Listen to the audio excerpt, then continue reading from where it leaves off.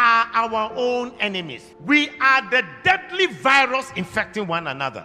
I read an article that talks about a man said, I got the opportunity to meet 6 rich Ghanaian men, and I asked them this question: why are they not building factories for the youth of this country to get a job to do? These 6 rich businessmen burst into laughter as if I have said something funny.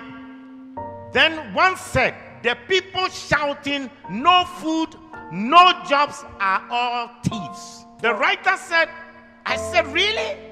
I was shocked. And the man then went on. He said, I run a manufacturing business and trading business. He said, the biggest challenge in my manufacturing business is not electricity. It is not infrastructure. The biggest challenge is getting honest staff. Everyone we hire appears to be on a mission to steal as much as possible. They will inflate invoices, recording less than the actual number of units produced. The worst part of it all is that all the fraud we have uncovered is not done by a single person. It is usually many staff who collude with each other, from the production line to sales to finance and even to top management. The businessman said, there was a year I overhauled management 3 times. I now use Indian expatriate management. So competent, so honest, and so straightforward.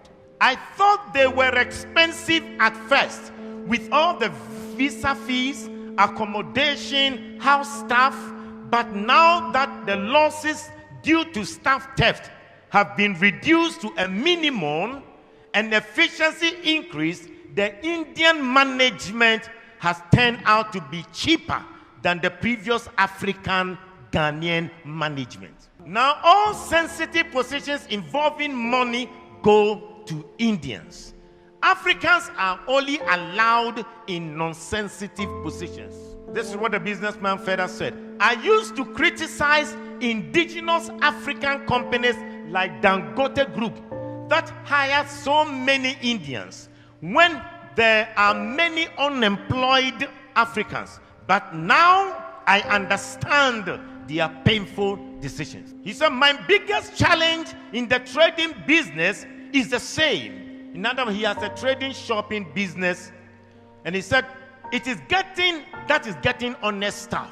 The form of trading occurs in open market and involves staff having access to huge sums of money running into few millions. I know how much I pay to security companies to provide the escort for the staff, not to prevent robbery, but to ensure that the staff will go straight to the bank and will not run away with the money. This money spent on security companies is even enough to be declared as profit. He said we have to spend a CCTV, biometric scanners, and other things that wouldn't be needed if the staff weren't looking for opportunity to steal. He said it got so bad at a point that my own criteria for employing a staff was no longer competence or certificate, but honesty.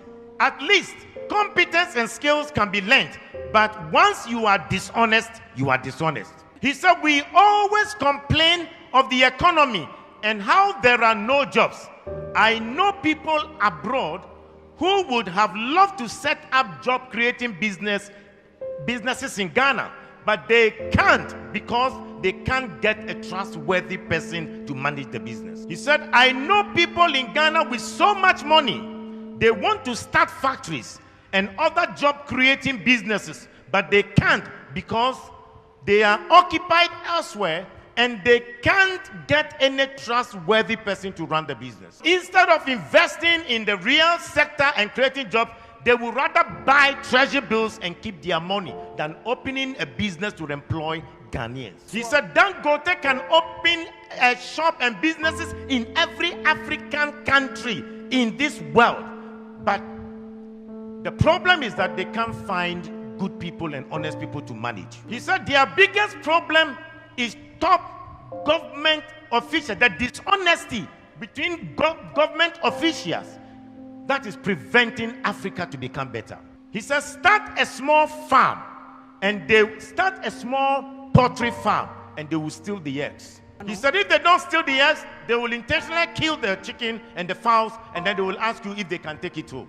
Start an entertainment center or a game center, and then the money will go into the pockets of the workers. He said the day the sales will go very high, that is when the business owner is there himself. He said they forget that they are eating your money, but they are also eating their future. Buy a car and let somebody run it as a taxi, and then they will finish you. Start a restaurant, and the people will take half of the foodstuffs into their house for food. He said even the small business shops, the small kiosks in town, people will still find a way to steal from the shop owners. The worst thing that happens is that they will make this code that that every person eats from where he works. They will justify the stealing. He said, I usually say the reason most Ghanaians haven't stolen billions of money is that they haven't gotten the opportunity. How can a businessman say that he managed his company and the Ghanaians he employed were running down the company? And they would rather prefer Indians to be top managers. And these Indians are managers that they are honest, they are straightforward.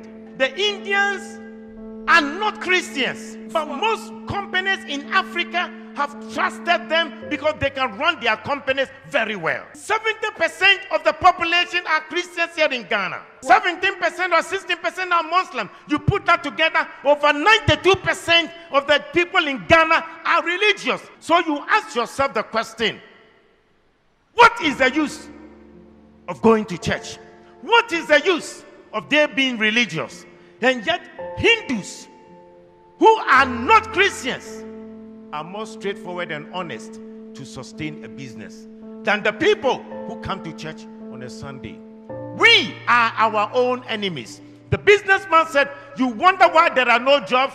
The people you meet them on the streets, if they are asking for a job, you employ them today. Tomorrow they will run your company down. You employ members from your church and they will destroy your business for you. We are the Judases, betraying one another.